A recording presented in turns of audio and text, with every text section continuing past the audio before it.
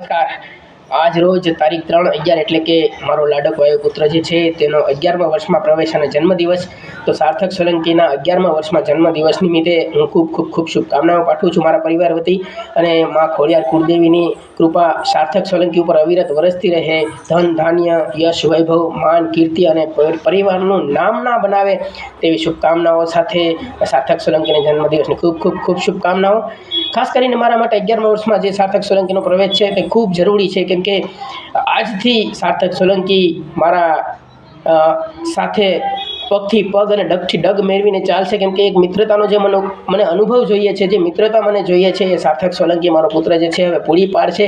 કેમ કે હવે વિચારોમાં તે મારી સાથે થઈ રહ્યો છે, હવે શિક્ષણમાં થોડું આગળ જઈ રહ્યો છે અને સાથે વિચારોની સાથે અમુક ચર્ચા એવી જે થાય છે અને સાર્થક સોલંકી સાથે મારે જ્યારે ચર્ચા થાય છે ત્યારે મને એવો અનુભવ થાય છે કે મને સહયોગમાં કોઈક સાથે છે।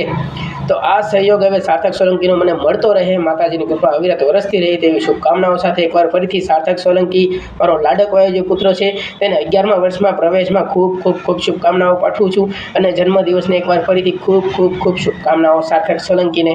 જય ભારત, જય હિન્દ।